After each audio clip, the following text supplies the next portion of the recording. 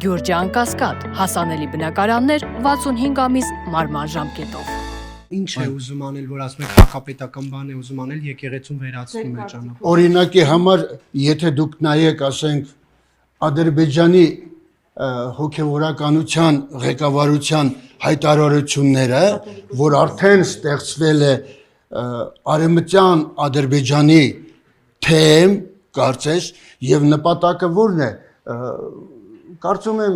Նիկոլ Փաշինյանը մի ցանկություն ունի ամեն գնով խաղաղության այս պայմանագիրը կնքել, որպեսզի վերընտրվի։ Սա ամբողջությամբ տանում է միայն վերընտրման նորից իշխանության ուզուրպացման գործին։ Իսկ պարոն Ասլանյան, դուք Փաշինյանը։ Ես զարմանում եմ, մենք ստեղծման պահից ենք ասել, որ մենք ամեն ինչ անելու ենք, որպեսզի Փաշինյանը չվերընտրվի, որովհետև անկախ նրանից, որ նախորդ տարիներին ինչ է արվել, կամ ինչ է բաց թողնվել, Փաշինյանը իրեն սպառել է եւ նա պետք է հեռանա։ Իսկ պարոն Ասլանյան, դուք ինչ եք կարծում կամ հնարավոր համարում եք, որ կաթողիկոսին վեհարանից հանելու եւ նրան հեռացնելու գործընթացը իրականացնեն ուժով, ինչ որ լծակների կիրառումով։ Ես դա չեմ կարող ասել, որովհետեւ իմ կարծիքով չեն գնա այդպիսի կոպիտ բիրտուժի օգտագործմանը, կարծում եմ կփորձեն այլ ճանապարհներ։ Ինչ մեթոդ, ախր լծակ չկա, ձեզ ինչ մեթոդ։ Այդ հենց հարցն էլ դա է, որ այս մարդիկ պատճառը հետևանքային կապը չեն հասկանում։ Որպեսզի մի բան լինի,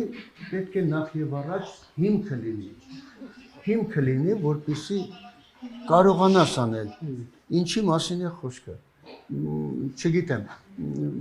բոլոր կողմերից մեր ժողովուրդը այսօր մեծ մասը գլուխը կորցրած չգիտի ինչ է լինելու։ Դուք ձեզ մեղավոր համարում եք, որ ժամանակին աջակցել եք Փաշինյանին, հաշվի առնելով այն բոլոր քայլերը, որ այսօր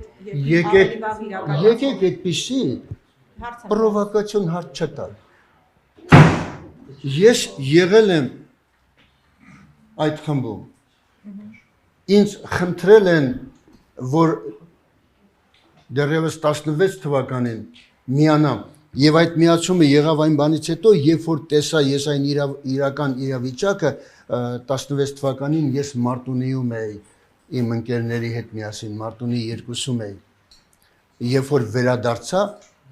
ես հասկացա, որ երկիրը իսկապես փոփոխության պետք է գնա, բայց այստեղ ուրիշ է, որ մեր ժողովուրդը մի ծայրահեղությունից ընկավ մյուս ծայրահեղություն։ Ո՞րն էր այդ ծայրահեղությունը։ Նա էր, որ ես մի առիթով ասել եմ, նորից կարող եմ դա կրկնել, ոչինչ, թող դա տրի։ Ես կուզենայի, որ այն տիկինը, որը ինձ հետ մեգամոլի արչև ընտրությունների ժամանակ խոսում էր, ինձ այսպիսին բան ասաց, թե դուք մեծ մարդ եք արդեն, գնացեք հանգստացեք, այս երիտասարդները թող գան, որ մաքուր կենսագրությունով են եւ այլն, ես ասացի այո տիկին, ես ձեզ հետ համաձայն եմ, բայց արդյոք այդ երիտասարդները այսօրվա դրությամբ փողի, իշխանության, վախի փորձություններն անցել են մաքուր մնացել են, թե դեռ չեն անցել ու դուք չգիտեք, թե ինչ կստացվի։ Բանից պարզվեց, որ այդ երիտասարդները, այո, չեն անցել ոչ փողի փորձությունը, ոչ իշխանության եւ ոչ էլ վախի։ Դրա համար էլ ունենք այսօր այն, ինչ որ ունենք։